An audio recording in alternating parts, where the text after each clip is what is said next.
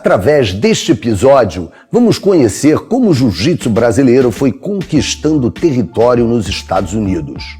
Rorion Gracie, responsável por esta expansão, vai contar em detalhes seus primeiros anos nos Estados Unidos, as dificuldades do início, os desafios de luta de garagem que vieram a ser os precursores de uma competição que tempos depois viria a mobilizar milhões de dólares, golpes, espectadores e sangue, o UFC.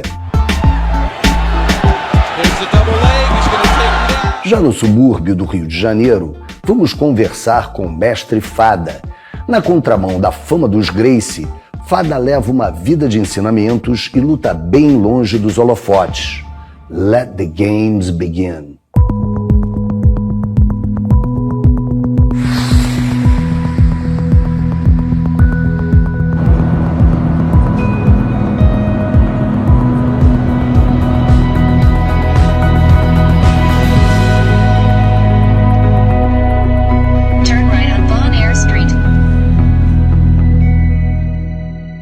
Eu primeiro vim para os Estados Unidos em 69. Vim passar aqui um mês de férias, juntei uma graninha e tal. E cheguei aqui nos Estados Unidos, fiquei na ACM. Então, questão de segurança, eu não quis deixar a minha passagem de volta e o meu dinheiro no meu quarto. Deixei o dinheiro e a passagem na mão do recepcionista da ACM. Uma semana depois, quando eu fui buscar a minha grana, eu soube que o recepcionista tinha roubado a minha passagem e a minha carteira, meu dinheiro e a minha passagem.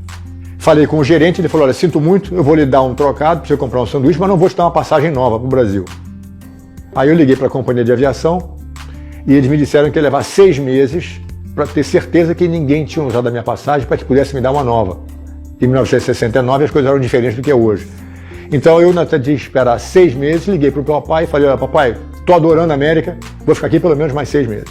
Ele perguntou, tá tudo bem? Eu falei, tá tudo ótimo. Então tá, um beijo, tchau, clique. Não falei pro velhinho que eu estava com a passagem roubada e o dinheiro roubado. Não conhecia ninguém, nem falava inglês. Acabei ficando aqui 1 ano, fiz boas amizades, quer dizer, foi uma experiência difícil, mas altamente amadurecedora para mim. Cheguei até a pedir esmola na rua e tal, passei uma época um pouco de dificuldade, mas foi uma experiência boa. Com esse impacto inicial que eu tive de América, a semente ficou plantada na minha cabeça. Depois que eu me formei, em 78, na Faculdade Nacional de Direito, no Rio de Janeiro, eu tinha acabado de me separar da minha primeira mulher.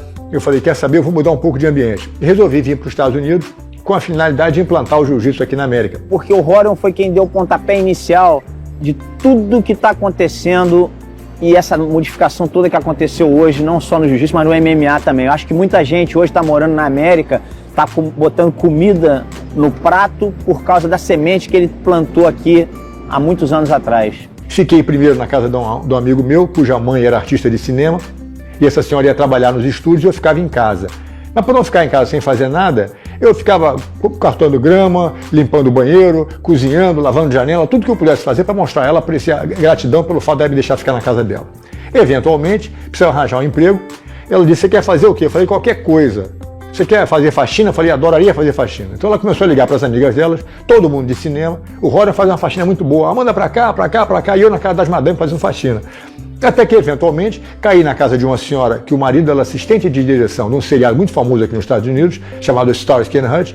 E essa senhora me viu, eu 40 anos mais novo, falou, poxa, você é um cara boa pinta, como é que não está no cinema? Eu falei, realmente, como é que eu não estou no cinema? Aí eu abandonei minha vassoura e passei a fazer ponto em seriado de cinema, de televisão aqui nos Estados Unidos. Ao mesmo tempo, saí da casa dessa senhora, que estava me hospedando, botei uns tatames na minha garagem e nesse processo, todo mundo que eu conhecia eu convidava para tomar uma aula de graça. O pessoal vinha tomar a primeira aula, gostava da primeira aula, eu, modéstia à parte, sou professor de jiu-jitsu maravilhoso. O pessoal tomava a primeira aula e a minha propaganda era o seguinte, se você trouxer um amigo teu, eu te dou outra aula. Se você é 10 amigos, eu te dou 10 aulas de presente, de graça. E ele pegou alguns alunos ali, chave, alguns alunos, uns caras importantes ali, que esses caras trouxeram muito o nome dele. O Rorion sempre foi e é um sujeito que tem uma facilidade muito, uma oratória espetacular, é um cara inteligente, tem aquela comunicação fácil, né? E a didática dele é muito boa. Quando eu cheguei aqui, comecei a dar aula na minha garagem, e as pessoas de outros estilos marciais vão brigar comigo, graças ao jiu-jitsu, eu invariavelmente tinha como dominar os meus adversários sem ter que machucar ninguém, que é a parte melhor da brincadeira. cara vinha querer dar soco e pontapé, quem sabe de jiu-jitsu hoje em dia sabe disso, você abraça o adversário carinhosamente, bota ele no chão, torce um pouquinho o pescoço dele, aperta um pouquinho o braço dele, o jeito bate, vai dizer, puxa, que maravilha.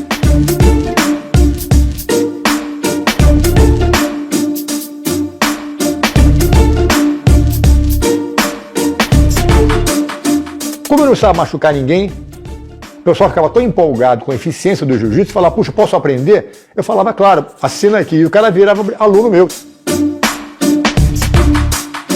Então a popularidade começou a crescer muito.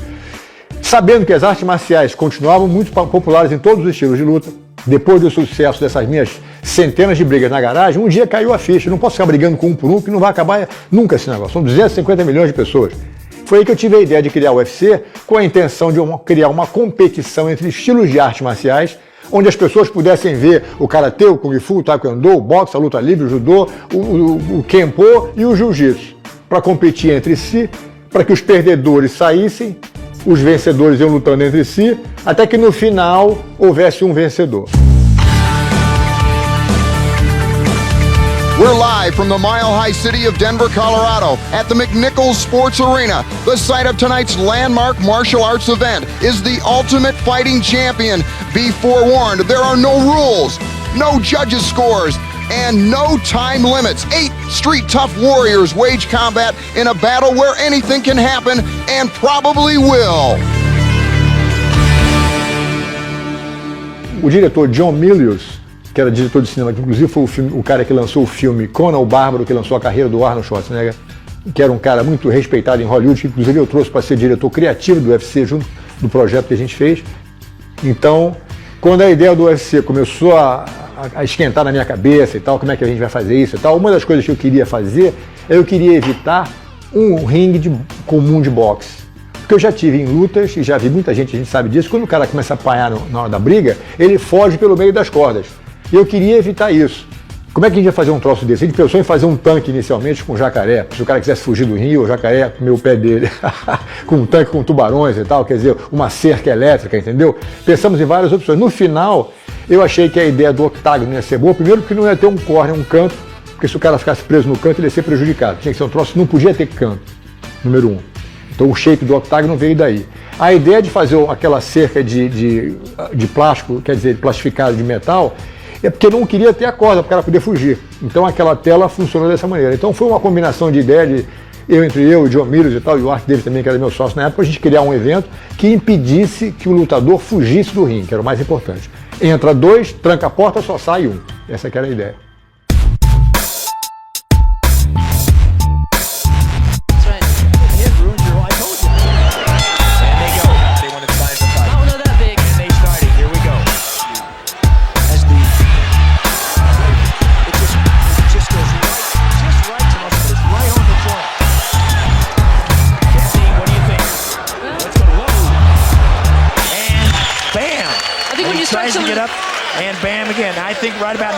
Numa briga de verdade, sem regra, sem tempo, você pode demonstrar a arte marcial mais eficiente e ia ser inegavelmente comprovada para o mundo inteiro. E isso ficou provado e comprovado várias vezes pela eficiência que o Royce mostrou dentro do ringue. Watch Royce, I think you're going to see the clinch is extremely important in jiu-jitsu, and watch his Royce front leg as he uses, I think,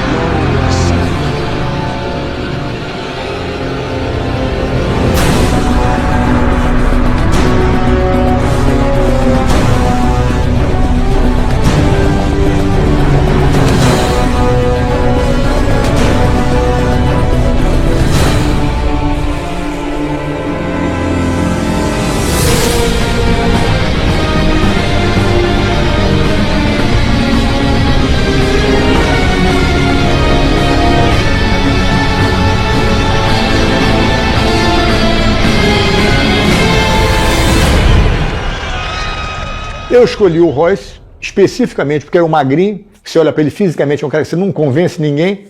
O Royce foi ali de vestido de branco, parecia um anjinho, coitado.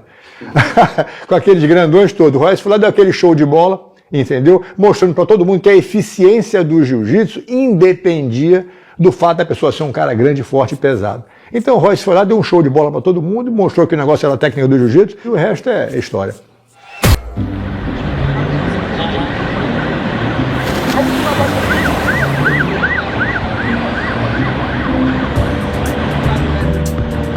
Meu nome é Hélio Fada, tenho 70 anos, sou professor de educação física, sempre dedicado ao esporte de luta, jiu-jitsu, judô, luta olímpica, greco-romana.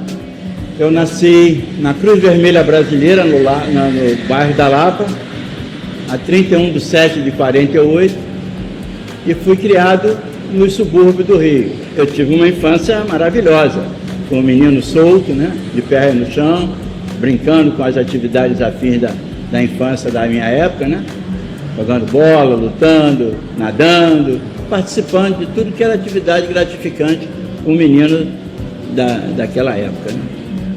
Esse espaço já estava aberto com o meu tio Oswaldo Fada, o meu outro, praticamente posso chamar de tio, o Alexandre Neves, do Xandu, e o meu pai, que também participava aqui do espaço aqui em Bento Ribeiro.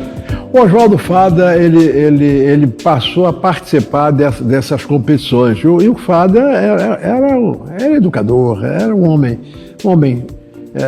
equilibrado, um homem sério, um homem que queria compreender, sabia jiu-jitsu, porque ele teve outras fontes aí ligadas, entende, ao Conde Koma, que eles falam. O Maeda, né? Mestre Maeda, ele trouxe do Japão para o Brasil e passou para a família Gracie, né?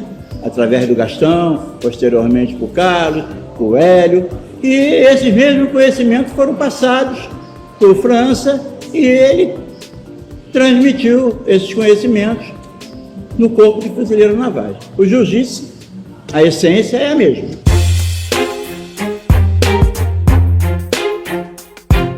Essa pergunta, eu também tenho dúvidas, não posso fazer uma afirmação para você.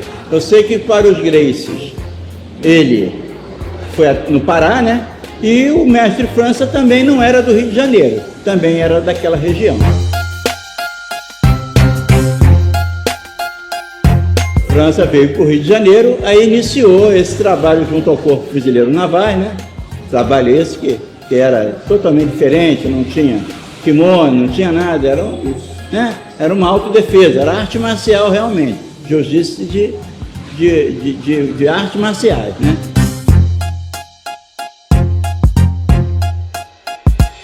Antes de nós iniciarmos essa explanação, eu quero que fique bem claro o seguinte: não existe e nunca existiu essa animosidade, essa coisa de briga entre as famílias. Muito pelo contrário.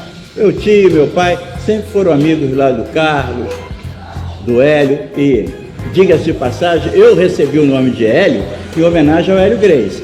Meu pai mandou, na época que eu nasci, um telegrama para o Hélio falando: em homenagem ao grande campeão, meu filho vai se chamar Hélio, que sou eu, né?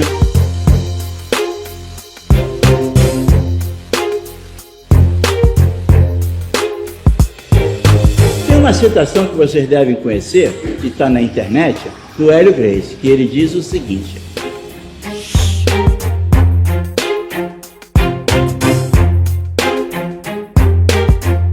quem acha que jiu-jitsu é prerrogativa da família Gracie é porque não conhece os Fada.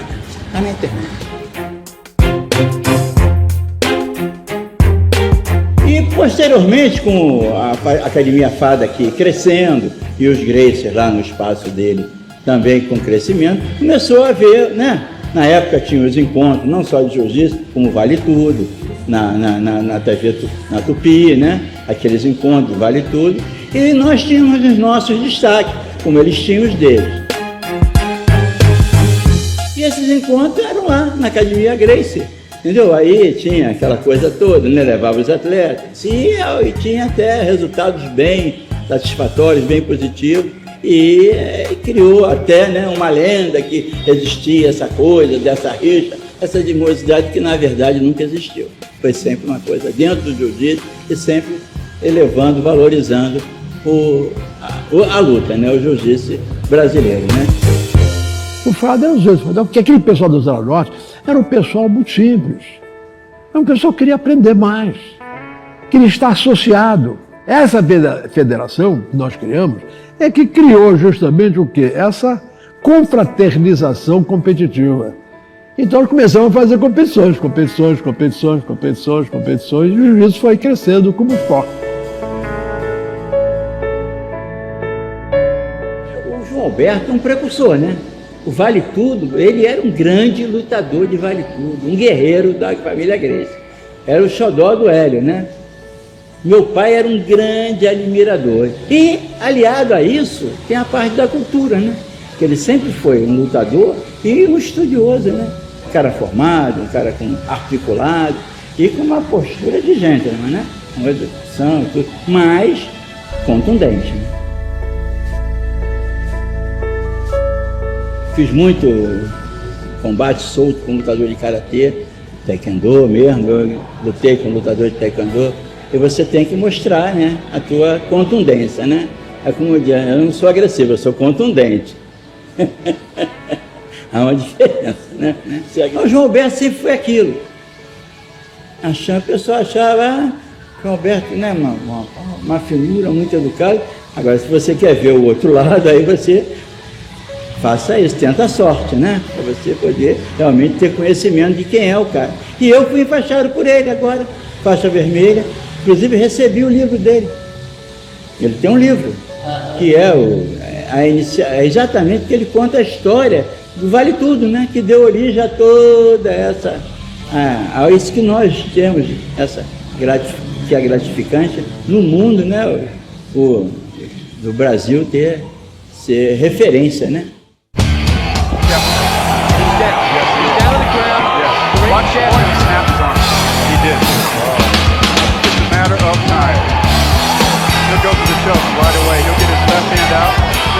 Looks like he just tremendous step. He's knocked out. And the Gracie's in the finals one more time.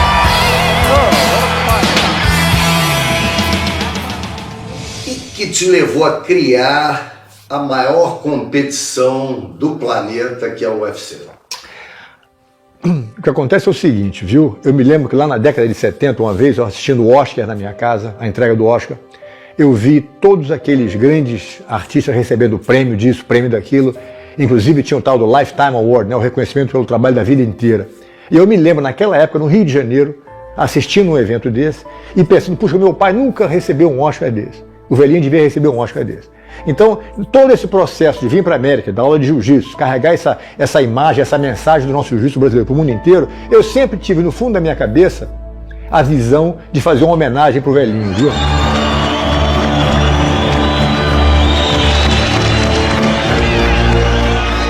Who 65 years ago paved the way for this competition. He was a fighter who took on any challengers, regardless of fighting style, in what we most realistic, bone-breaking, bare-knuckle fights that the civilized world has ever seen. We honor his fighting spirit, his teachings, his vision. The fighting world respectfully addresses him as the Grandmaster Hélio Gracie from Brazil. It's with much love and respect that I present this commemorative plaque to Hélio Gracie, the first Ultimate Fighter.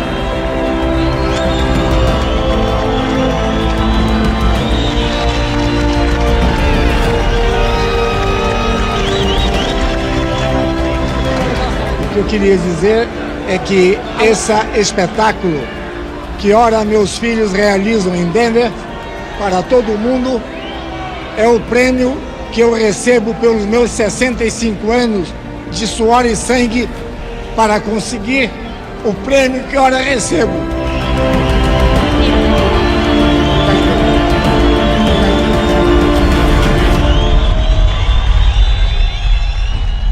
Rapaz, eu fui a única pessoa que recebeu uma faixa vermelha do Hélio Gracie, viu? Todo mundo recebeu pela federação. Aliás, como você sabe, o papai andou uma época usando faixa azul em protesto a muita gente que usava a faixa vermelha e que ela era contra isso. Então, a honra e a responsabilidade, para mim, não é pela faixa vermelha, mas é pela que eu tenho com o meu pai que me deu a faixa vermelha. Então, se ele for uma faixa vermelha desmerecidamente, e cada um vê da sua maneira. A minha é continuar, como disse a você, esse trabalho que me foi passado pelo meu pai, de manter um jiu-jitsu feito com a finalidade de defesa pessoal, apesar da parte competitiva ser muito importante, que o pessoal tem a oportunidade de fazer uma ginástica e tal, e competir, isso é importantíssimo, sem desmerecer esse lado. Mas sendo que o objetivo principal do jiu-jitsu, que eu aprendi e a gente sempre ensinou na Academia Gracie, é um jiu-jitsu para defesa pessoal.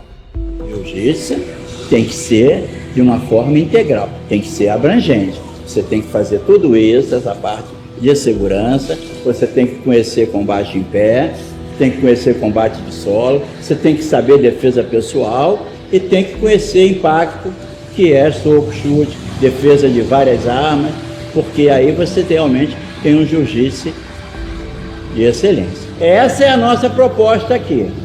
Não quer dizer que nós não temos o nosso jiu-jitsu esportivo e participemos das atividades afins das federações, e temos muito orgulho e muito prazer de levar nossos atletas para as atividades. Agora, jiu-jitsu que nós fazemos aqui é o resgate, é o jiu-jitsu tradicional, é o jiu-jitsu fada, e que também foi o jiu-jitsu Gracie. O jiu-jitsu é uma luta maravilhosa, né?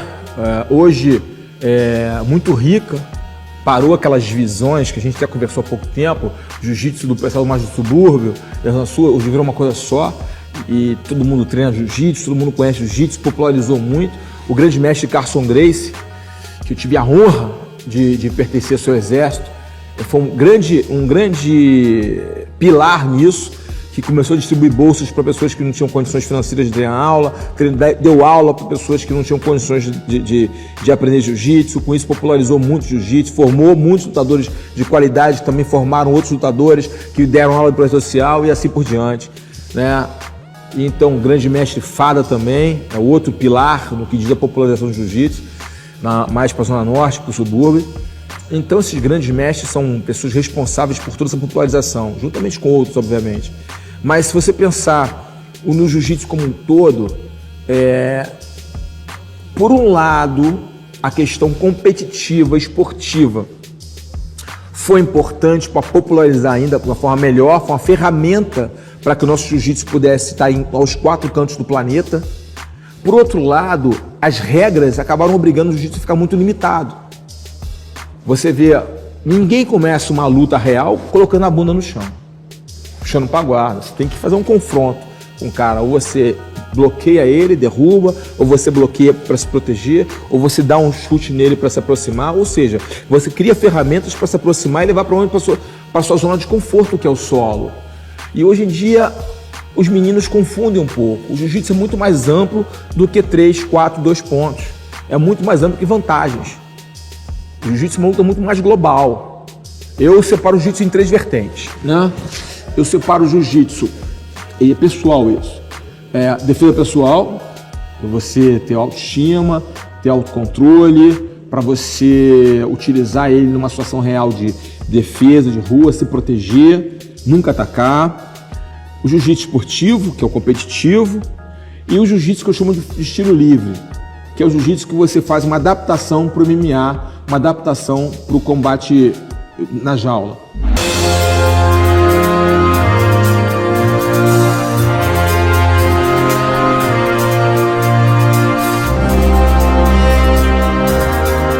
Toda a última luta é como se fosse a última vez que eu me senti vivo, de uma forma, porque